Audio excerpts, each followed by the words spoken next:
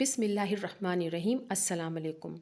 حضرت ابراہیم علیہ السلام کے حوالے سے ان کے حالات زندگی اور واقعات کا حصہ اول میں پیش کر چکی ہوں۔ آج اس کا دوسرا اور آخری حصہ پیش کر رہی ہوں۔ تاریخی کتب میں ہے کہ جب حضرت ابراہیم علیہ السلام آگ سے صحیح سلامت واپس آ گئے تو نمرود اور ان کے لوگ بڑے حیران بھی ہوئے اور پریشان بھی۔ اس موقع پر نمرود نے حضرت ابراہیم علیہ السلام سے کہا، اے ابراہیم، کیا تم نے اپنے اس رب کو دیکھا بھی ہے کہ وہ کون ہے اور کہاں رہتا ہے؟ حضرت ابراہیم علیہ السلام نے کہا، میرا رب تو وہ ہے جو زندہ کرتا ہے اور مارتا ہے۔ سورہ بقرہ۔ نمرود بولا، یہ کیا مشکل ہے، یہ تو میں بھی کر سکتا ہوں۔ اس نے اپنے 2 غلاموں کو دربار میں بلایا، ان میں سے ایک کو قتل اور ایک دوسرے کو چھوڑ دیا۔ پھر بولا، دیکھو، میں نے ایک کو مار دیا، دوسرے کو زندگی دے دی۔ حضرت ابراہیم علیہ السلام نے اس کی بے وقوفی کی باتیں سن کر فرمایا، میرا اللہ تو سورج کو مشرق سے نکالتا ہے، تم اسے مغرب سے نکال دو۔ سورہ بقرہ۔ حضرت ابراہیم علیہ السلام کے اس سوال کا نمرود کے پاس کوئی جواب نہ تھا، چنانچہ وہ حواس باختہ ہو کر دربار سے اٹھ کر چلا گیا۔ آگ میں ڈالے جانے کے بعد حضرت ابراہیم علیہ السلام نے بابل سے ہجرت کا ارادہ فرمایا اور پھر ایک دن اپنے اہل خانہ کے ساتھ حوران نامی علاقے میں ہجرت کر گئے۔ حضرت ابراہیم علیہ السلام نے بابل ہی میں اپنے چچا زاد بہن حضرت سارہ سے شادی کر لی۔ پھر اللہ تعالیٰ نے آپ کو بیت المقدس جانے کا حکم فرمایا۔ اس وقت آپ کی عمر 75 سال تھی۔ بیت المقدس میں کچھ عرصے قیام کے بعد آپ مصر ہجرت کر گئے۔ حضرت ابراہیم علیہ السلام جس وقت مصر پہنچے وہاں فرعونوں کی حکومت تھی اور عمرو بن امرتیل قیس وہاں کا فرعون یعنی بادشاہ تھا، جو نہایت عیاش، ظالم اور جابر تھا۔ کسی نے بادشاہ کو بتایا کہ ہمارے شہر میں ایک پردیسی آیا ہے جس کے ساتھ ایک حسین و جمیل عورت بھی ہے۔ فرعون نے یہ سن کر فوری طور پر حضرت ابراہیم کو دربار میں طلب کیا اور بی بی سارہ کے بارے میں سوال و جوابات کیے۔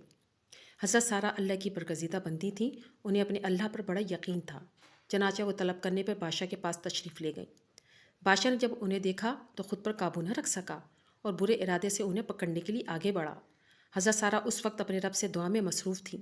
جیسے ہی فرعون آگے بڑھا اس کے قدم زمین میں دھس گئے۔ بادشاہ بدحواس ہو گیا اور جلدی سے بولا، تم میرے لیے اپنے اللہ سے دعا کرو، میں تمہیں کوئی تکلیف نہیں پہنچاؤں گا۔ حضرت سارہ نے دعا فرمائی کہ اے اللہ، اگر یہ مر گیا تو کہا جائے گا کہ میں نے اسے قتل کر دیا۔ اے اللہ، تو اسے آزاد کر دے۔ اس دعا کے بعد اللہ تعالیٰ نے اسے آزاد کر دیا، لیکن وہ اپنی حرکت سے باز نہ آیا۔ دوبارہ آگے بڑھا تو مزید اندر گھس گیا۔ اس نے پھر دعا کے لیے کہا، بی بی سارہ نے دعا کی اور پھر آزاد ہو گیا۔ راوی کہتے ہیں کہ تیسری یا چوتھی بار میں وہ پکار اٹھا اور اپنے درباریوں سے کہا، تم میرے پاس کسی انسان کو نہیں لائے ہو۔ اس نے حضرت سارہ کو عزت اور احترام سے رخصت کیا، بلکہ ایک خادمہ بھی ان کی خدمت میں پیش کر دی، اور یہ خادمہ بی بی ہاجرہ تھیں۔ کئی محققین کے مطابق حضرت ہاجرہ بادشاہ کی لونڈی نہیں بلکہ بیٹی تھیں۔ حضرت سارہ حضرت ہاجرہ کو ساتھ لے کر حضرت ابراہیم کے پاس تشریف لائیں تو دیکھا وہ نماز میں مصروف ہیں۔ فارغ ہو کر بی بی سے سوال کیا، کیا ہوا؟ بی بی سارہ نے جواب دیا کہ اللہ نے کافر کے مکر کو رد کر دیا اور فاجر کی برائی کو اس کے سینے میں دفن کر دیا۔ اس واقعے کے بعد حضرت ابراہیم علیہ السلام دوبارہ فلسطین منتقل ہو گئے۔ کچھ عرصے بیتا تو ایک دن بی بی سارہ نے حضرت ابراہیم سے فرمایا، میں چاہتی ہوں کہ آپ ہاجرہ سے نکاح کر لیں، شاید اللہ آپ کو اولاد کی نعمت سے نواز دے۔ اس وقت تک آپ کی اولاد نہیں ہوئی تھی، اور پھر حضرت سارہ نے آپ کا نکاح حضرت ہاجرہ سے کروا دیا۔ اللہ تعالیٰ نے سال بھر میں ہی حضرت ہاجرہ کے بطن سے حضرت اسماعیل علیہ السلام کو پیدا فرمایا۔ بعد ازاں حضرت ابراہیم علیہ السلام اللہ تعالیٰ کے حکم سے حضرت ہاجرہ اور نومولود بیٹے کو لے کر فلسطین سے نامعلوم منزل کی جانب چل پڑے۔ حضرت ابراہیم علیہ السلام اپنی زوجہ اور لخت جگر کے ساتھ صحراؤں، پہاڑوں اور میدانوں کو عبور کرتے ہوئے ایک ایسی وادی میں پہنچے جہاں دور دور تک چرند پرند نہ تھے، نہ ہی پانی کا نام و نشان۔ لیکن حیران کن طور پر اس وادی کے درمیان ایک بوڑھا درخت نہ جانے کب سے اپنے مکینوں کے انتظار میں تنہا کھڑا تھا۔ حضرت ابراہیم علیہ السلام نے اہلیہ کو دودھ پیتے معصوم جان جگر سمیت درخت کے نیچے بٹھایا، کھجور کا تھیلا اور پانی کا مشکیدہ پاس رکھا اور کچھ کہے بغیر واپسی کے لیے پلٹے۔ بی بی ہاجرہ نے جب یہ دیکھا تو لپک کر دامن پکڑا اور بولی، اے ابراہیم، ہمیں اس دشت بیاباں میں چھوڑ کر کہاں جا رہے ہو؟ بی بی ہاجرہ کے بار بار فریاد کرنے پر بھی آپ خاموش رہے تو انہوں نے عرض کیا، اے ابراہیم، کیا یہ اللہ کا حکم ہے؟ آپ نے فرمایا، ہاں۔ بی بی ہاجرہ نے یہ سنا تو بڑے یقین اور اعتماد کے ساتھ فرمایا، پھر ہمارا پروردگار ہمیں ضائع نہیں فرمائے گا۔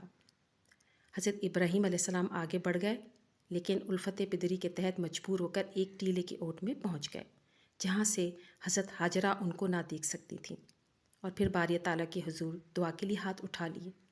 اے میرے پروردگار، میں نے اپنی اولاد کو اس میدان بیابان میں تیری عزت والے گھر کے پاس لا بسایا تاکہ یہ نماز پڑھیں۔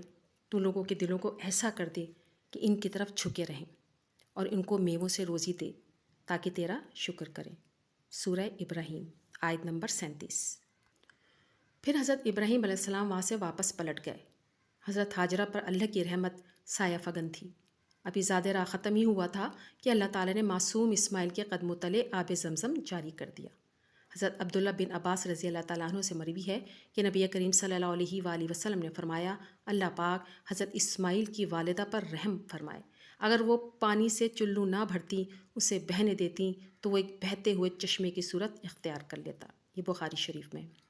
کچھ ہی عرصہ گزرا تھا کہ بنو جہم کا قبیلہ حضرت ہاجرہ کی اجازت سے وہاں آباد ہو گیا، اور پھر اللہ نے جلد ہی اس غیر آباد وادی کو شہر میں بدل دیا۔ حضرت ابراہیم علیہ السلام کی عمر 100 سال اور بی بی سارہ کی عمر 90 سال تھی جب اللہ تعالیٰ نے انہیں فرشتوں کے ذریعے حضرت اسحاق کی ولادت کی خوشخبری سنائی۔ ارشاد باری تعالیٰ ہے، ہم نے اس حضرت سارہ کو اسحاق کی اور اسحاق کے بعد یعقوب کی خوشخبری دی۔ اس نے کہا، اے ہے میرا بچہ ہوگا، میں تو بڑھیا ہوں اور میرے میاں بھی بوڑھے ہیں، یہ تو بڑی عجیب بات ہے۔ انہوں نے کہا، کیا تم اللہ کی قدرت سے تعجب کرتی ہو؟ اے اہل بیت، تم پر اللہ کی رحمت اور اس کی برکتیں ہیں۔ سورہ ہود۔ حضرت اسحاق کی پیدائش کے وقت حضرت اسماعیل علیہ السلام کی عمر 13 یا 14 سال کی تھی۔ حضرت ابراہیم علیہ السلام کو اللہ تعالیٰ نے اپنی عزیز ترین شے قربان کرنے کا حکم دیا۔ یہ خواب آپ کو کئی دن تک لگاتار نظر آتا رہا، تو آپ سمجھ گئے کہ اللہ تعالیٰ بیٹی کی قربانی کا حکم دے رہا ہے۔ حدیث مبارکہ میں ہے کہ انبیاء کے خواب بھی وہی ہوتے ہیں۔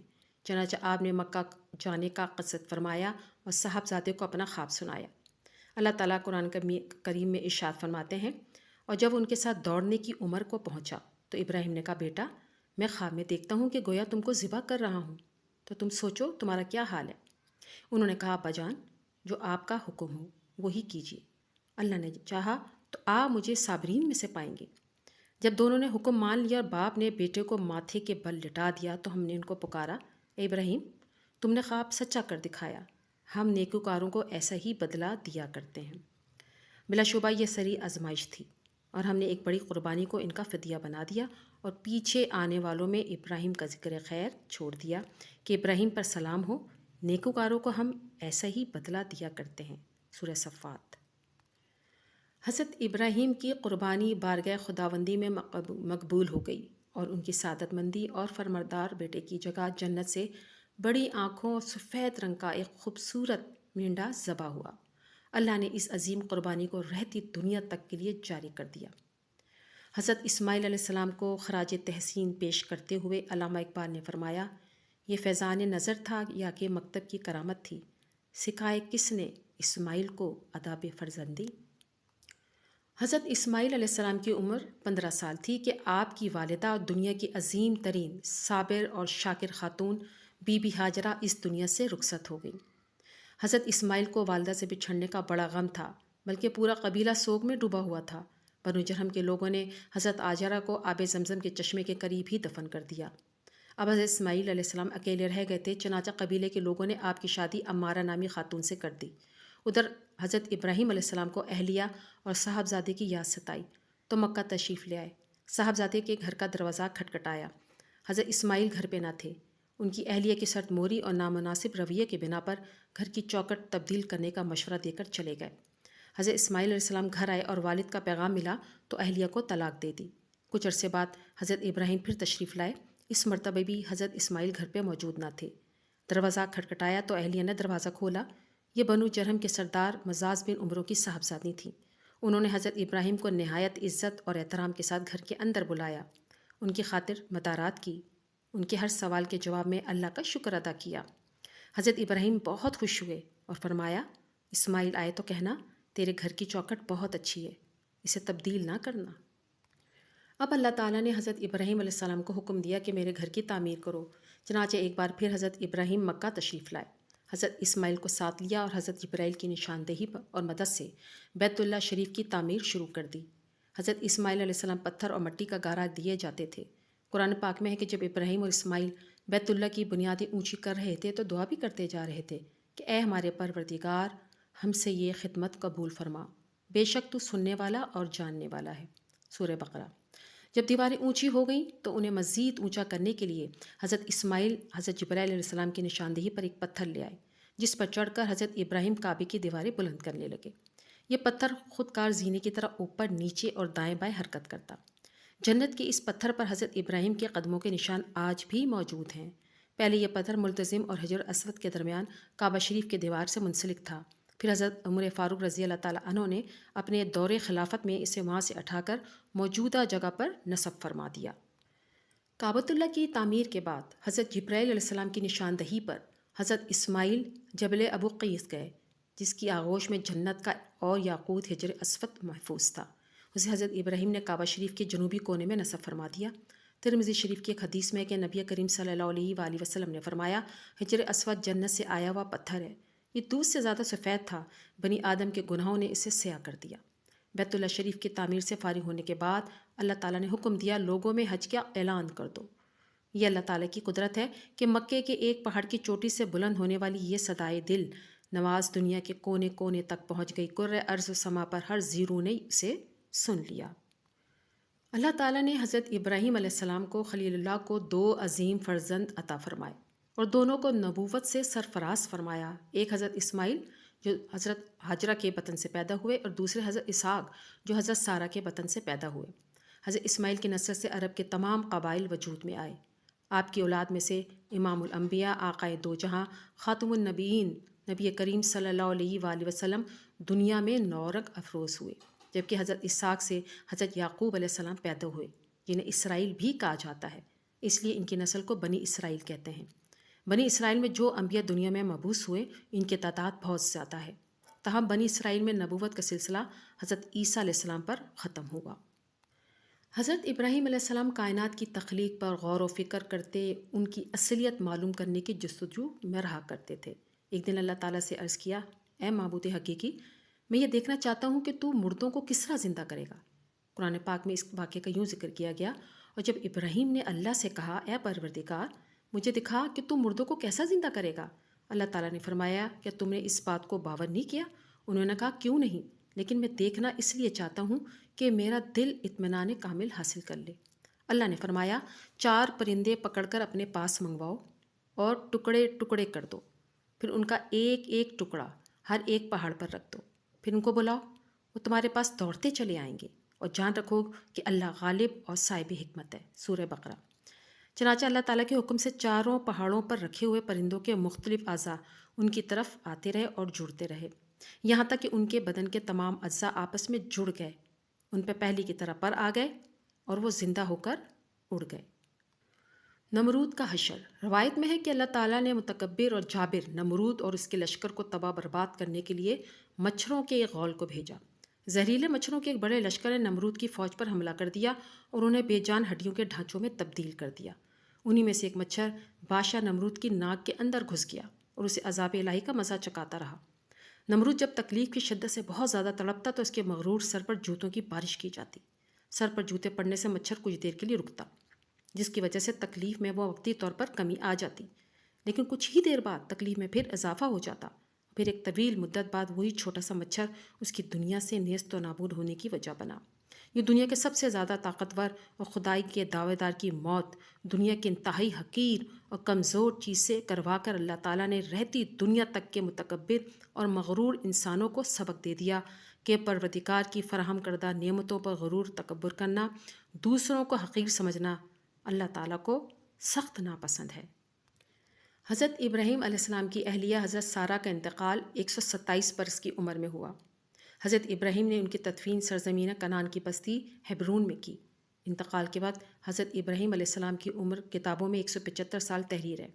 اہل کتاب نے حضرت ابراہیم کے پاس ملک الموت کے آنے کے بہت سے قصے نقل کیے ہیں، جن کی تفصیل بہت طویل ہے، ان میں بہت زیادہ تضاد بھی پایا جاتا ہے۔